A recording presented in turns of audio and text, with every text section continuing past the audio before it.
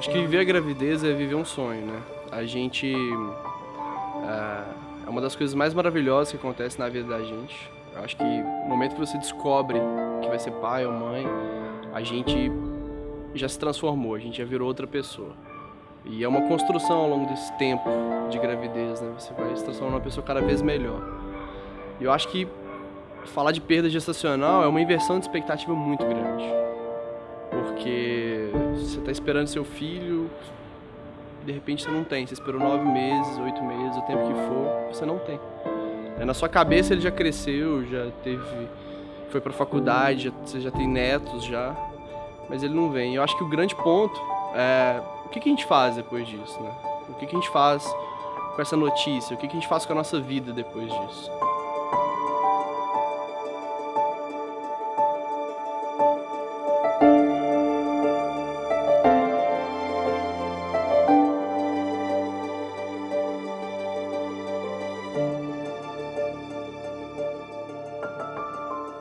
No começo de 2014,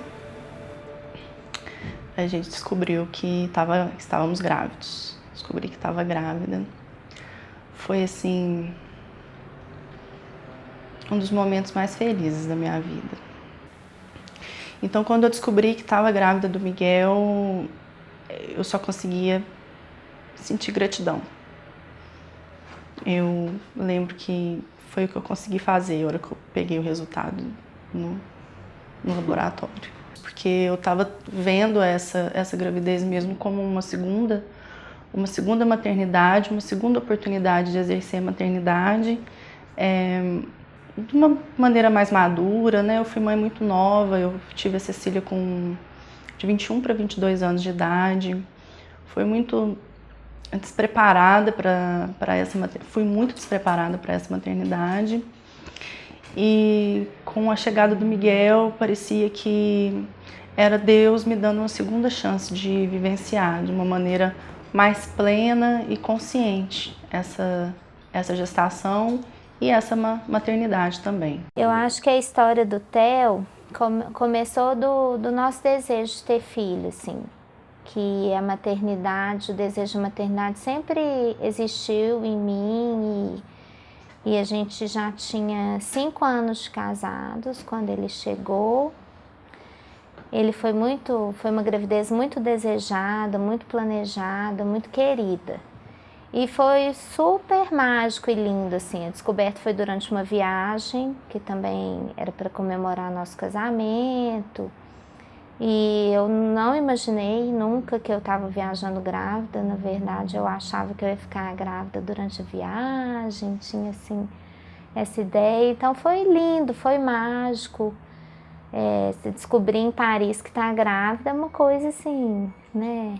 Acima é um sonho. Foi uma gestação vivenciada em sua plenitude, desde do momento da alimentação que eu tinha, até o cuidados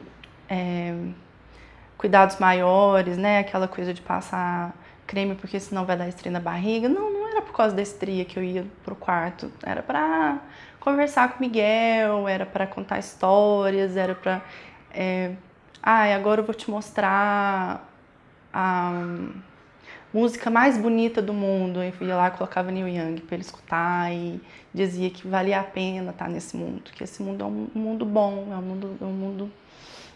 um mundo bom para se estar. Eu falava isso para ele, eu conversava com ele, eu contava histórias para ele de como que era a vida aqui de fora, de como que era o pai dele, de como que era a irmã dele, como que essas pessoas todas estavam esperando ansiosamente para que ele chegasse, que a gente tinha muito amor por ele.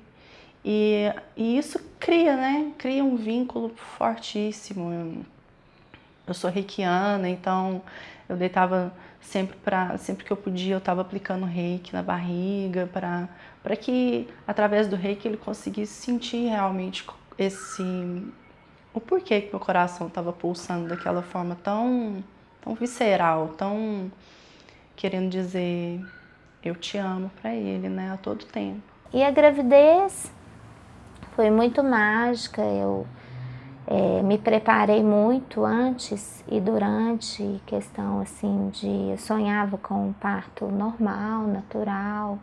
Tinha um médico que me dava total apoio. Então eu tive uma equipe maravilhosa do meu lado e estava tudo caminhando super bem. Até o ultrassom morfológico que mostrou que ele não estava desenvolvendo como deveria, questão assim de peso, mas ele estava perfeito. E eles identificaram um problema na minha placenta. E aí eu fui diagnosticada a partir desse ultrassom com uma pré-eclâmpsia, muito precoce, porque eu estava no início do 6º mês de gestação. E a partir daí mudou nossa vida completamente do avesso, porque um dia antes eu estava preocupada com a cor do berço, no dia seguinte eu estava preocupada com a sobrevivência minha e dele, assim, especialmente dele. Pensava muito mais no Theo do que em mim.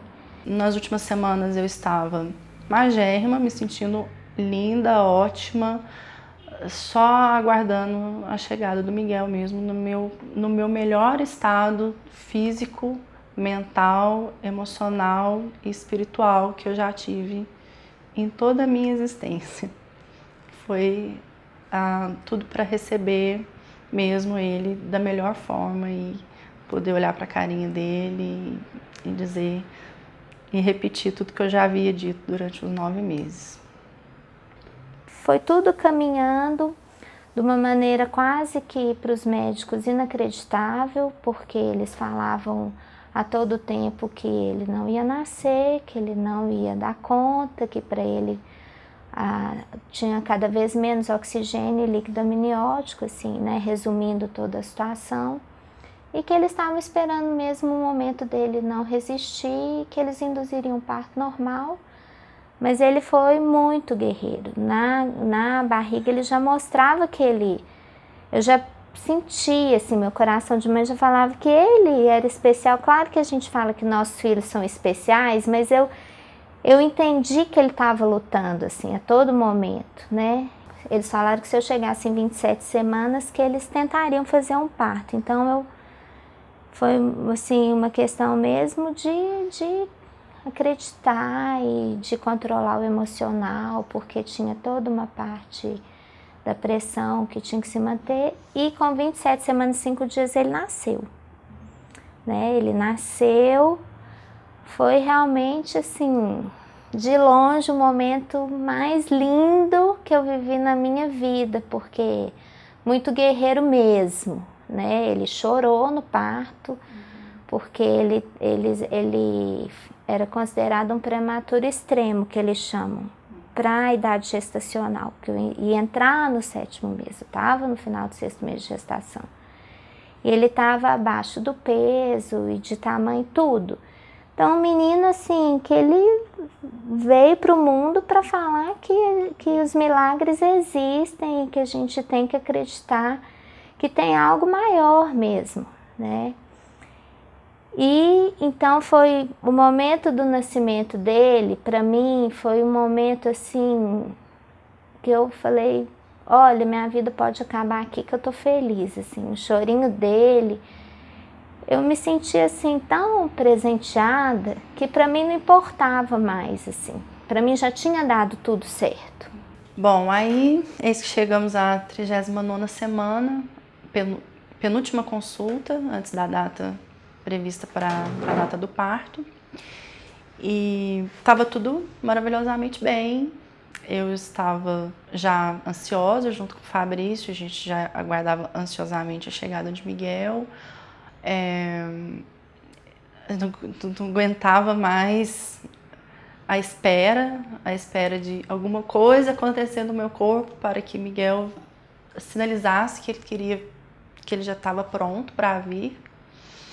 Aquilo causou angústia nos últimos dias que eu cito, hora que foram completadas as 40 semanas e que a notícia veio. Eu estava em trabalho de parto latente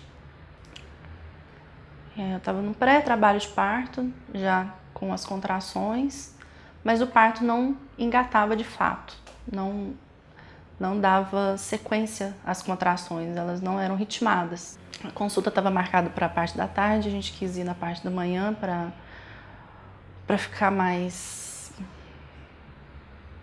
fortalecidos para ficar mais fortalecidos mesmo, para hora que escutasse o coraçãozinho do Miguel, a gente falou, não, a gente está no caminho certo, vamos que estamos quase lá, a gente já estou em quase trabalho de parto, tá dando tudo certo.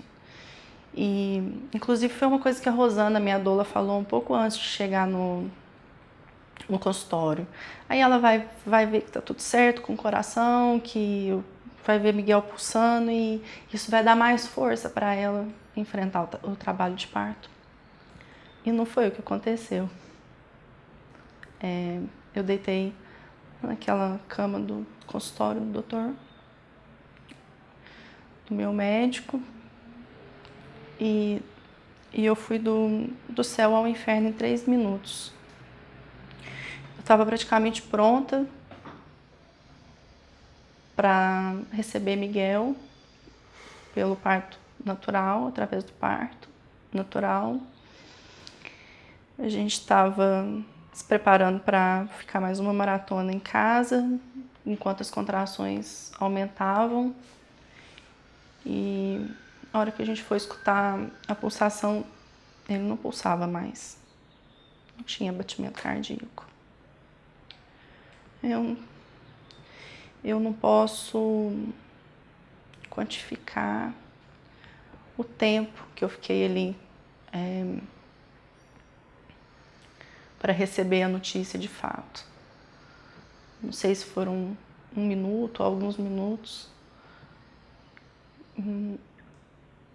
Meu corpo inteiro, até do meu fio de cabelo até a ponta do meu pé, esfriou no momento que o doutor pegou na minha mão e falou: perdemos o Miguel. Eu estava em estado de choque. E eu não consegui acreditar no que estava acontecendo realmente. Foi um baque muito profundo. Acho que foi o baque mais profundo que eu já tomei na vida. Na hora, realmente, parece que tudo tinha acabado. Tinha aberto um buraco, um abismo embaixo dos meus pés. E eu simplesmente não importava. Não importava mais parto normal, não importava mais nada. Se caísse um raio na minha cabeça, eu não estava importando mais. Ele viveu 5 dias. Um dia antes eu fui embora para casa. Antes da perda foi o momento mais difícil, chegar em casa sem ele, assim. Né? Um peito cheio de leite. É o que você fala, um corpo, né? Todo dolorido, de ponto, e você chega numa casa e tem um neném ali, né? E no dia seguinte, eu acordei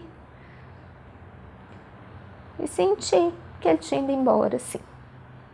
Eu realmente senti. Com a ajuda da doula e com a ajuda dos médicos e com a ajuda muito principalmente do Fabrício, que esteve do meu lado o tempo inteiro, não largou minha mão um minuto sequer. A gente conseguiu fazer esse parto de despedida. Foi um parto numa média rápida, assim, não demorou muito.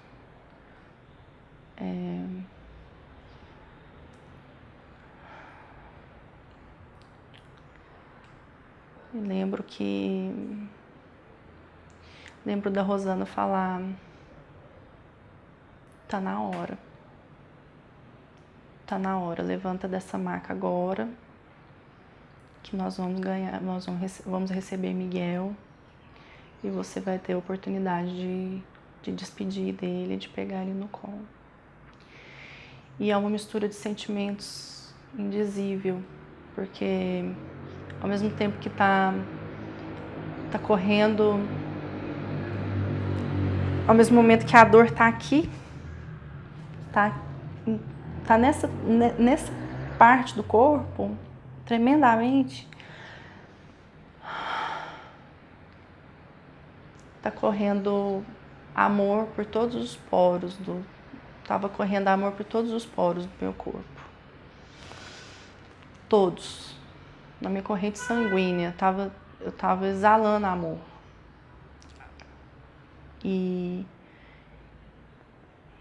é uma mistura de sentimentos muito...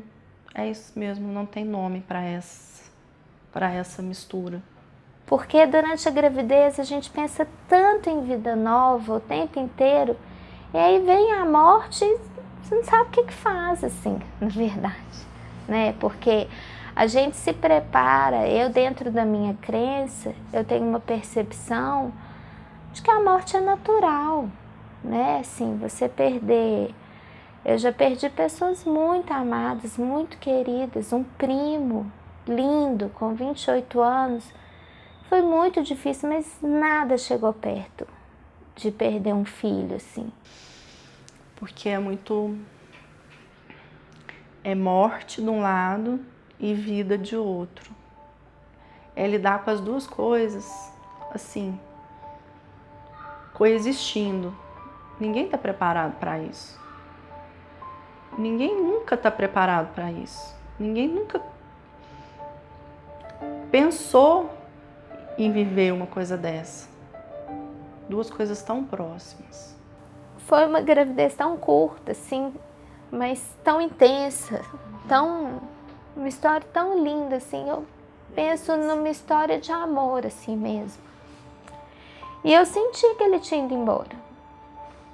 Eu percebi que ele não estava mais... Eu senti um vazio, meu peito doendo muito. E aí deu meia hora, o telefone tocou do hospital pedindo que a gente fosse lá, porque ele não estava bem. Mas a gente já foi para o hospital sabendo que ele tinha partido. E fizemos uma despedida linda para ele.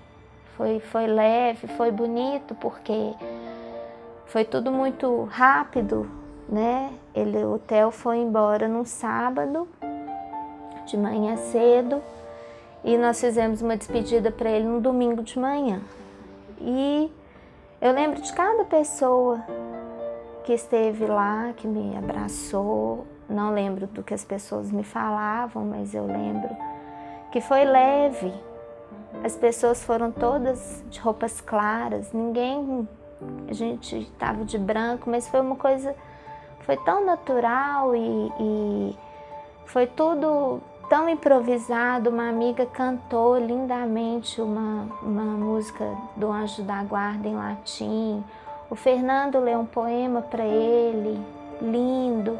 Então foi leve, e aí foi o que eu tentei guardar para mim. Eu consegui. Vi ele saindo de mim, eu peguei ele rapidamente do meu colo e ele tava ali. Acho que eu consigo ainda sentir o cheiro, acho que eu nunca vou esquecer desse cheiro dele. Porque eu cheguei ele assim próximo, eu dei um beijo de bênção e de despedida na testa dele. E eu vi os traços, eu vi que ele tinha minha mão, que ele tinha a orelha do pai, nariz. E eu fiquei ali, não sei, acho que o tempo parou nessa hora. O doutor Janone falou que foram 20 minutos, mas que parecia uma eternidade ali naquele momento. Eu agradeci, eu disse que eu o amava. Nenhuma mãe está preparada para dar a bênção para o filho de despedida sabendo que ele não vai voltar. E foi isso que eu fiz. Eu tive que, ao mesmo tempo, falar oi, bem-vindo, e falar tchau, até breve.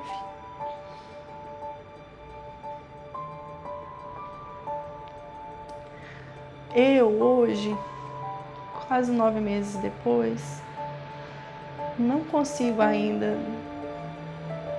formatar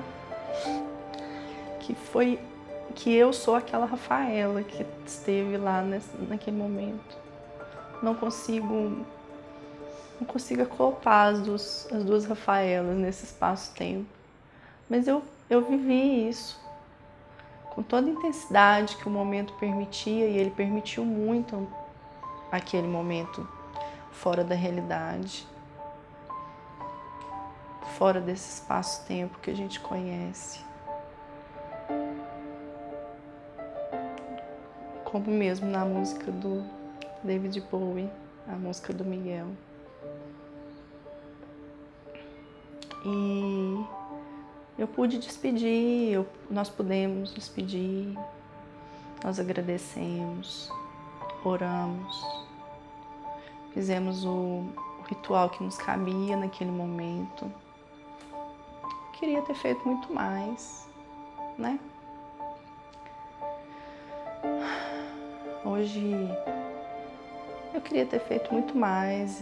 Se eu soubesse que seria tão breve e tão rasteira essa existência do meu filho na minha vida, eu teria feito muito mais.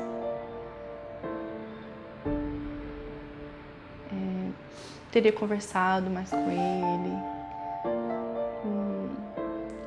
teria cantado mais para ele, teria colocado playlists mais para ele. Então, fica essa lacuna, né? Fica um vácuo dessa despedida. E o primeiro passo, né? Depois da despedida, que também ninguém está preparado para isso, ninguém sabe como prosseguir depois que sai do hospital, que coloca o pé dentro de casa, que não está com o bebê no colo, que não está com o seu filho no colo. E a gente também não soube o que fazer.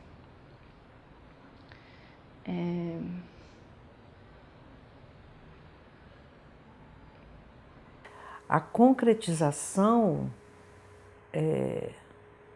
da perda faz parte, é importante assim, na elaboração. Tem que haver um ritual qualquer, ou algo que se construa, pelo menos, a partir daquilo,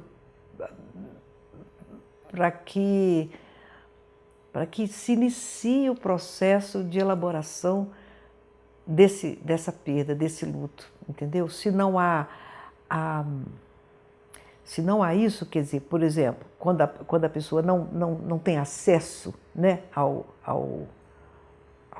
filho natimorto ou neomorto, ou quando as perdas são muito precoces, isso também é outra modalidade, quer dizer, quando é um aborto muito precoce, e aí realmente não tem nem como, né?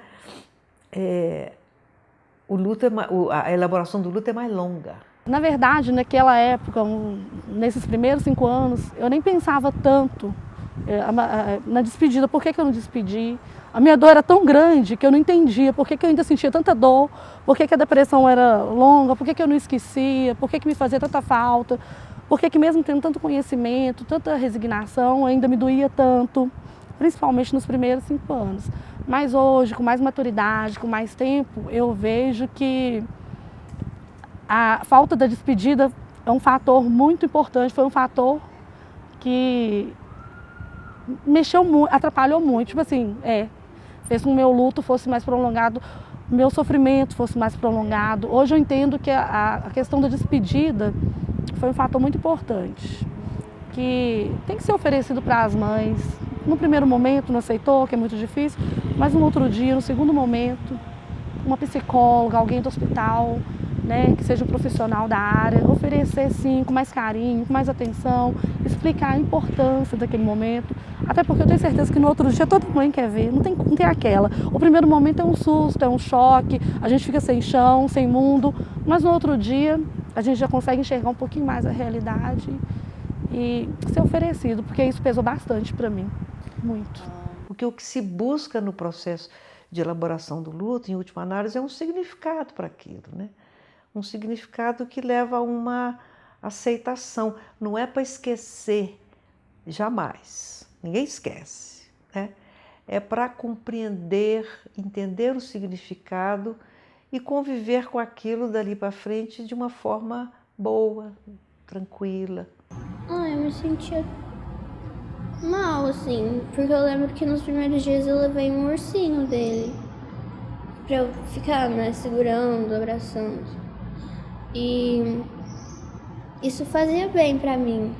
Eu, né, não sei, eu sentia alguma coisa dele ali, entendeu?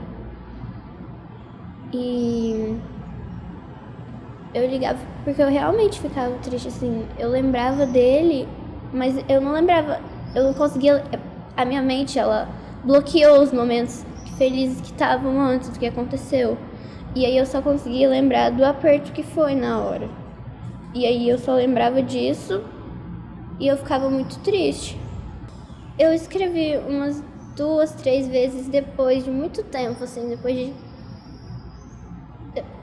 mais ou menos assim, 8, 9 meses depois eu comecei a escrever, mas antes eu não conseguia, porque como estava tudo bloqueado, eu não conseguia falar de nada. Foi um ano muito difícil, né, porque já como eu tinha, né, bloqueado as sensações boas, eu só ficava pensando nas ruins. E o ciclo ficava repetindo, eu só conseguia ficar pensando nisso, e às vezes eu ficava mal, tipo, que não dava vontade nem de comer, nem de sair do quarto, dava vontade de ficar ali para sempre, tipo, dava vontade de estudar em casa, não dava vontade de ver ninguém. Tipo, na escola mesmo eu tava percebendo que eu tava sendo muito chata com as pessoas, porque não tinha nada feliz ali dentro de mim no momento. Então eu não conseguia ser legal. E conversando dele aos poucos e lembrando das coisas boas. Tipo, as pessoas falando, assim, pessoas, no caso a gente aqui, né, assim, a gente ia falando dele, ia desbloqueando tudo, assim. Tipo, ficar olhando pros bichinhos dele, ficar olhando, tipo, porque eu tenho uma foto dele, né, às vezes eu ficava olhando, eu ficava lembrando das coisas boas. Aí conversar, desabafar às vezes também ajudou bastante. O casal, a mãe, diante dessa morte, que é uma morte inesperada e que é uma morte que jamais foi querida ou pensada, esses casais têm que ter uma atitude transformadora diante dessa dor. Porque é impossível continuar vivendo preso numa dor tão grande. É um processo em que as pessoas chegam completamente destruídas. E num primeiro momento a fala é muito, às vezes muito repetitiva, porque é como se as pessoas tivessem que falar disso até para acreditar que isso estivesse acontecendo. Então, no princípio, basicamente, a gente faz uma escuta de acolhimento. Você recebe pessoas que estão em pedaços e a gente vai tentando, aos poucos, juntar esses pedaços. Passa depois por um segundo momento de muita raiva, de muito questionamento, a tentativa de encontrar alguma resposta, principalmente quando é um caso que o desfecho não tem explicação médica, que acontece algumas vezes, né, de serem causas desconhecidas, e isso gera muita angústia, porque como que é desconhecido? O que aconteceu? Eu quero saber o que aconteceu. Então tem nesse segundo momento, que é um momento de muita raiva e de muito questionamento, né? Passa um tempo depois, a gente observa assim, uma tristeza muito grande, normalmente pela falta dessas respostas. E por se deparar com uma situação que ela é irreversível. E a partir dessa tristeza, dessa raiva, dessa fase assim, de muita desorganização, que a gente começa a direcionar o casal ou a paciente para uma nova visão.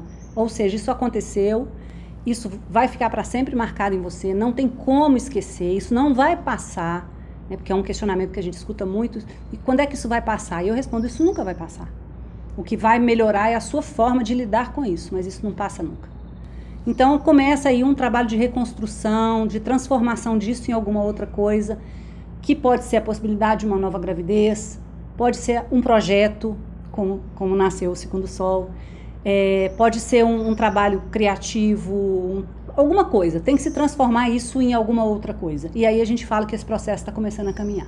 Então, falar em perda gestacional é uma coisa muito delicada, porque o que o sistema vê, por exemplo, hoje em dia, que eu acho uma coisa muito ruim, perdeu com 2 semanas, com 3 semanas. Gente, é uma perda. Não importa se é um embrião, se é uma célulazinha, é um filho para aquela família que desejou. Não importa o tamanho, não importa a idade gestacional. Mas até 3 meses, a maioria das mulheres perdem. Tá, a maioria, mas eu estou falando do meu caso, da minha história, do meu bebê, que para mim já era um bebê. Eu me recordo que eu não tinha pressa, assim, para que tirassem o Lucas de mim. E isso era uma vontade muito grande das pessoas no hospital na hora. Então, todo mundo queria vir ali, sabe, cortar o cordão, levar, embora ele tivesse um cordão curtinho, queria tirar, queria tampar com lençol, não queriam nem me deixar ver. Então, era uma coisa assim, eu peguei meu filho, eu rezei com ele, eu e o Léo, nós temos até uma foto assim, desse momento, e com um sorriso no rosto, porque eu falei assim, Léo, a gente vai olhar para essa foto, talvez daqui uns anos, talvez daqui uns meses, e a gente vai lembrar que nosso filho, ele vai ser um agente transformador nas nossas vidas mesmo. E eu quero que ele seja lembrado com alegria, não quero que ele seja lembrado com tristeza. Foi um sonho que eu comecei, que eu nutri e que se desfez. E quando se desfez esse sonho, não adianta alguém bater no meu ombro e falar assim, você vai ter outros, você é novo, você é nova, olha que bom, Deus te poupou, você está saudável, você pode ter outros. Mas não, aquele ali foi embora. Então eu preciso e quero chorar esse luto. É essa história que está se desfazendo, é essa sementinha que eu comecei a nutrir, que eu tive amor, que desenvolveu, que eu busquei, que eu quis, é que está se desfazendo. Igual bolinha de sabão, linda, brilhante, arco-íris, puf, cadê? Não tem mais. Aí até fazer aquela próxima, eu já perdi aquela que se foi. E eu preciso entender primeiro um processo, chorar esse processo, vivenciá-lo, para depois eu transformar isso. E a gente vive uma velocidade de informação muito grande, muito alta, muito acentuada hoje em dia, né? E muitas vezes as notícias são falhas. Então tudo muito rápido, tudo tem que ser rápido. A notícia é rápida, a conclusão é rápida, a resolução é rápida. Isso foi transportado para o processo do nascimento, né? A fisiologia foi esquecida do processo do nascimento, em detrimento da fisiologia do processo de nascimento, foi colocado a resolução, que é a cesárea. Tem coisa mais resolutiva do que você virar e falar assim, olha, o meu bebê está provável para nascer no dia 15 de março, mas eu não gostaria que ele não fosse aquariano, então vamos fazer cesárea no dia 10, para ele ser pisciano, estou dando um exemplo assim. Então definir data de nascimento, hora de nascimento, forma de nascimento, para quê? Para ter tudo sob controle. A tendência é termos tudo sob controle. E a gente vive lutando contra nós mesmos, né? Porque a gente não tem controle de absolutamente nada. Não sabe se vai estar vivo amanhã, não sabe o que vai estar acontecendo depois de amanhã, não sabe nada, né? E aí as tragédias que ao mesmo tempo acontecem para mostrar isso, elas não vêm essa vertente, pelo contrário, a vertente acaba sendo outra, né? E não vamos construir uma coisa melhor e vamos notar a nossa significância nesse processo, total. Não tem, não acontece. Então é o imediatismo, a gente vive o imediatismo e tudo tem que ser muito controlado, tudo tem que ser bem amarrado, bem certinho. A gente tem que entender o processo de nascimento como um processo modificador, é o que a gente acredita. É lógico que eu não sou ingênuo de colocar que a sociedade se encontra dessa maneira decadente, decorrente de um processo de nascimento totalmente equivocado. Mas eu acredito fielmente que a gente consegue criar pessoas, mulheres, famílias melhores com um processo de nascimento mais respeitoso e mais humano. Isso aí eu não tenho dúvida, nós temos até vários trabalhos científicos que mostram isso, né? E tentar fazer uma obstetrícia sem tanta violência, sem tanta agressão, sem tanta defesa, né? Mais aberta, mais amorosa, mais carinhosa, e ouvir o que as pessoas têm a dizer, o que a gestante tem a dizer, qual que é o intuito dela. Não, mas não me conta, olha, vai acontecer isso, isso, toma receita e vai embora. A gente não cara de frente também. Não, porque eu já te dou a receita. Aqui você vai, isso aqui você vai tomar, vai secar o leite, isso, então já está tudo pronto. Mas não se abre para ouvir essa mulher. E eu preciso ouvi-la, tem uma dor ali que ela precisa falar, né? O leite, eu acho que assim, eu acompanhando esse outro parto, eu fiquei com esse casal o tempo todo. Aí vinham as enfermeiras assustadas, né? Vamos enfaixar a mama. Hã? Aí a mulher, mas enfaixar para quê? Né? Por que eu vou enfaixar? Explica para ela que vai enfaixar para inibir a produção de leite, porque o leite vai descer independente do bebê estar aqui. Esperei a profissional sair, porque ela tremia, né? Como que eu chego perto dessa mãe? Mas não foi por maldade. É inabilidade, porque o próprio sistema não cuida de quem cuida. Acaba isso, que a gente acaba às vezes fazendo um trabalho de blindagem mesmo. Isso é estressante.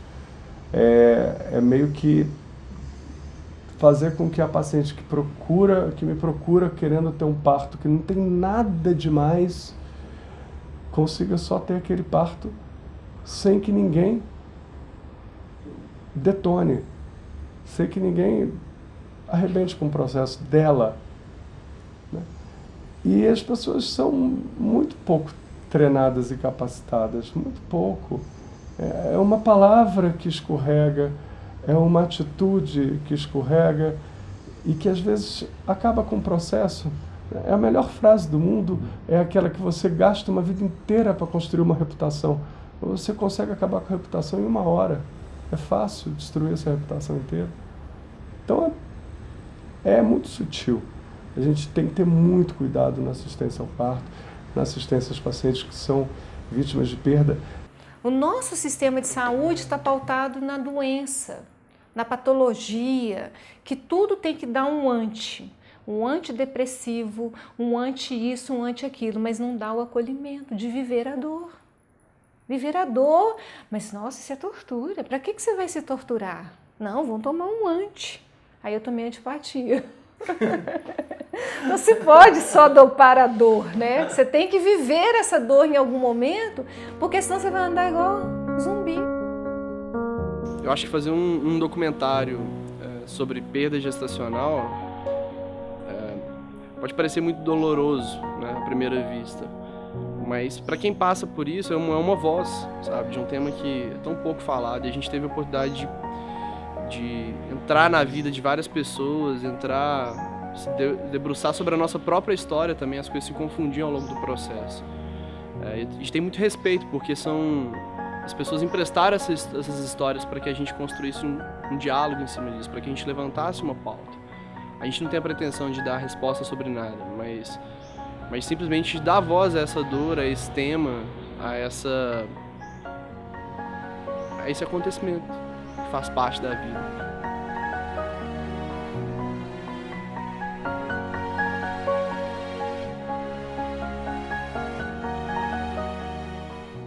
No momento que eu fiquei sabendo, eu queria morrer. Eu ficava gritando, por que não fui eu? Por que não fui eu? Porque assim, antes, eu imaginava que eu poderia ter morrido. Olha que coisa mais engraçada. Eu pensava assim, eu posso morrer no parto. Eu pensava, será que o Henrique está preparado para cuidar de uma filha?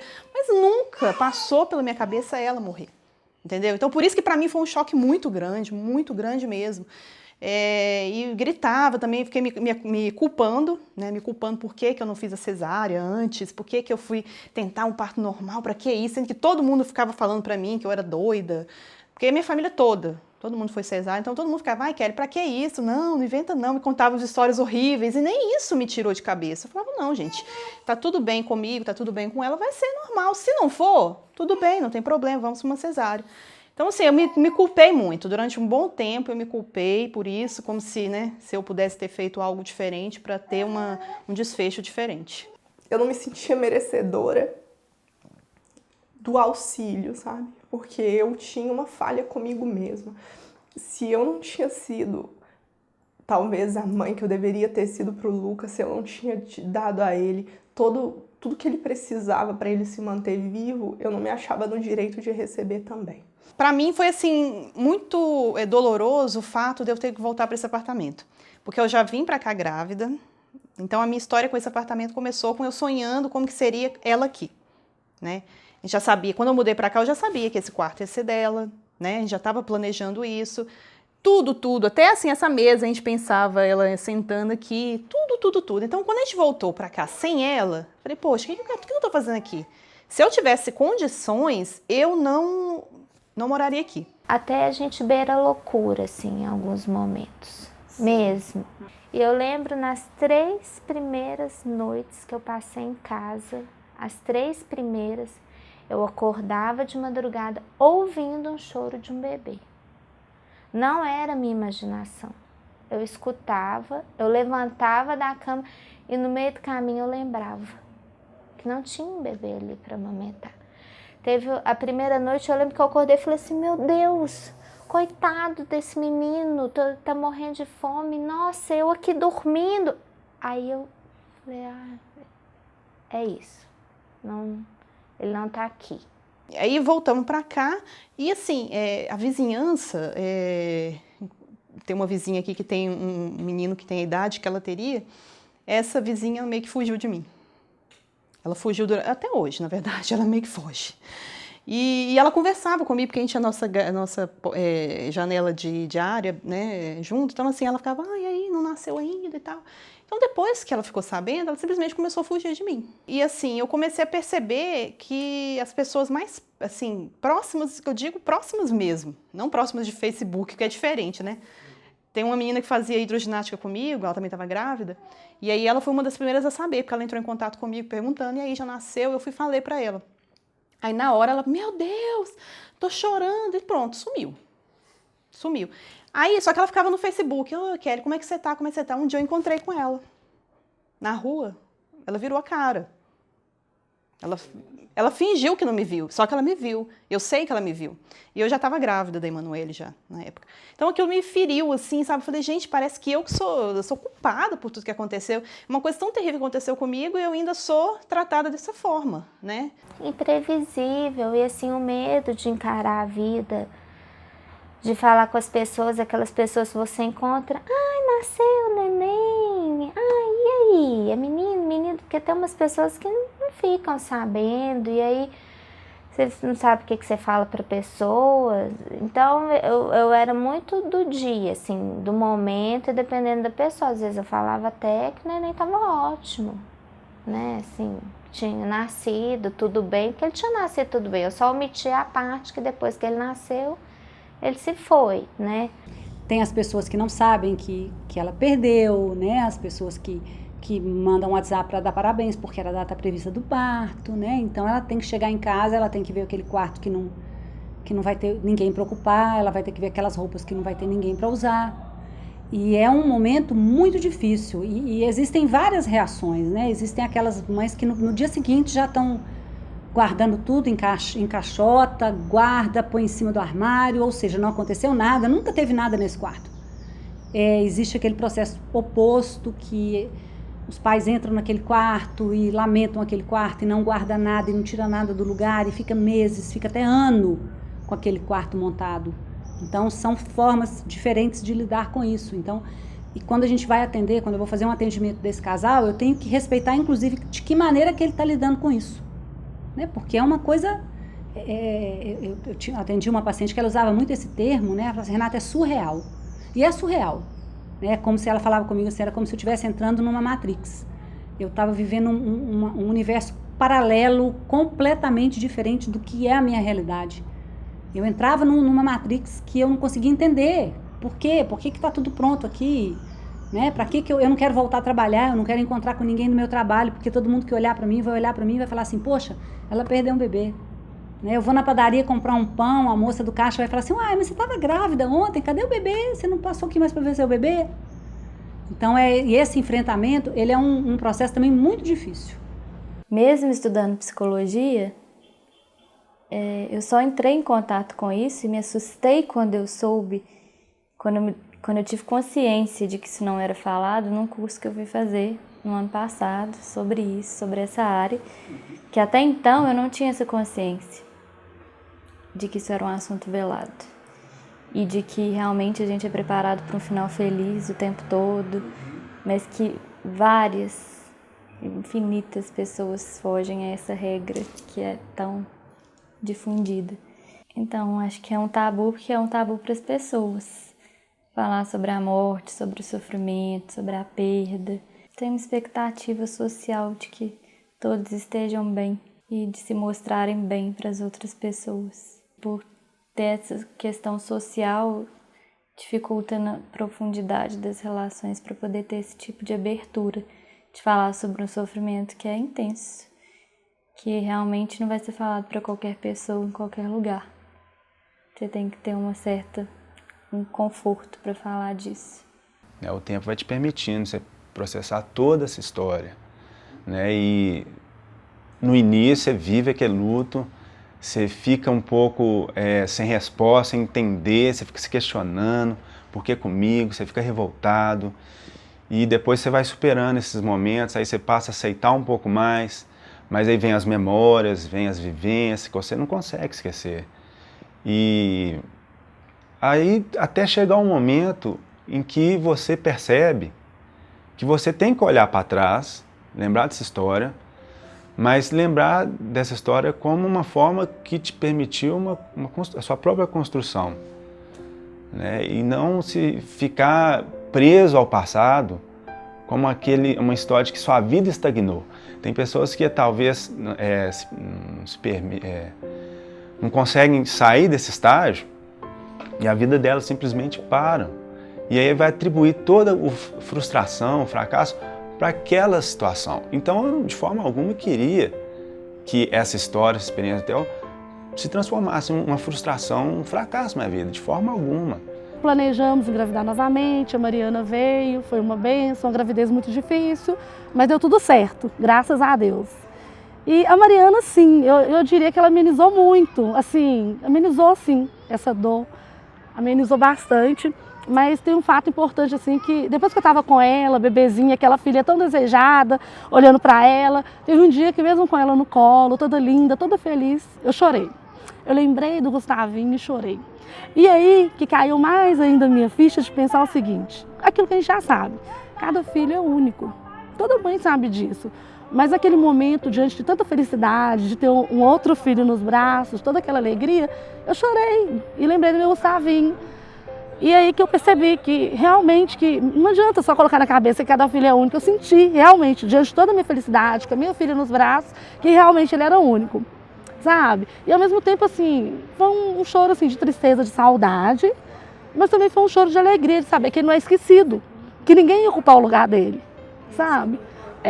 Que mesmo com a felicidade que eu estava naquele momento, que ninguém ia ocupar o lugar dele. Então isso me fez bem. O Theo sempre vai fazer parte da nossa família. Ele é insubstituível, o lugar dele é único, né? Então essas lembranças boas foram ficando e eu fui deixando a raiva, a mágoa, aos pouquinhos. E hoje eu olho e penso verdadeiramente que eu viveria tudo de novo para ter essas semanas e dias com ele, sabe? Assim, porque foi uma história linda, foi uma história de amor mais linda assim, que eu vivi e eu realmente me sinto especial por ser mãe dele, assim, que ele deixou uma mensagem, assim, de amor. E quando acontece esse desabrochar depois do sentimento da dor,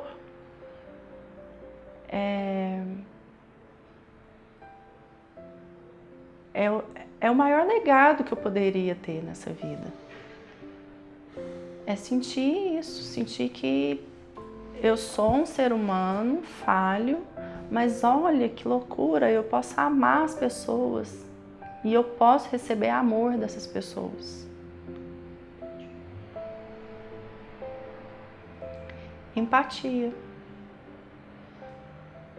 Só quando a tristeza te bate que você consegue, só a tristeza sente empatia. A alegria não sente. A tristeza sim. Eu descobri uma força dentro de mim que eu não imaginava, sabe, assim, que eu tinha, assim. Eu realmente tive a minha vida transformada por esse menino, assim, para melhor, para melhor. Claro que eu trocaria tudo para ter ele fisicamente aqui comigo, mas assim, ele me tornou uma pessoa mais forte, uma pessoa mais feliz, uma pessoa que se importa com... Eu mudei meus valores, sabe? Assim, eu me importo muito mais com as delicadezas, de tentar ter uma sensibilidade, assim.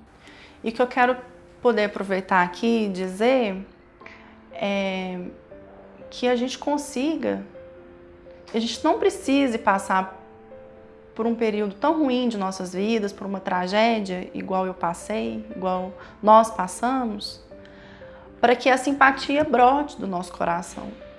Não é necessário acontecer uma coisa tão ruim assim, para que a gente consiga olhar para o outro e realmente olhar para o outro e oferecer aquele carinho que é tão pueril, é tão leve. Tem coisa mais leve do que um abraço apertado? Se a pessoa estiver completamente cheia daquela lágrima, daquela dor, se aquela dor estiver quase brotando dos olhos dela, como forma dela aliviar aquilo, abrace essa pessoa. Deixa ela chorar tudo que ela tiver que chorar. Vai aliviar aquele momento para ela. A gente precisa de menos constrangimento com a dor. É o que eu acho. Menos constrangimento com a lágrima do próximo. Porque dor, todo mundo tem. Se não a que eu sinto, você sente a sua, o seu vizinho sente a dele. E é o que eu digo, é o que eu quero deixar, é não deixar chegar uma tragédia para a gente poder criar empatia dentro da gente. E a principal lição que a gente tira disso é que, depois de ver todas essas histórias, é que a gente tem... que não importa se você perdeu seu filho com 3, 5, 9 meses depois de ter nascido. Eu acho que ser pai, ser mãe, independente do desfecho, é sempre uma grande felicidade mesmo. O luto é esse deserto, tem os dias. O início é complicado, a gente acha que não vai sobreviver mesmo, mas aí você vai andando, um dia de cada vez, uma hora de cada vez, um dia de cada vez, uma semana, um mês, passa um ano, se passaram 2 anos e a gente continua, né? Porque em algum momento tem um oásis lá esperando a gente.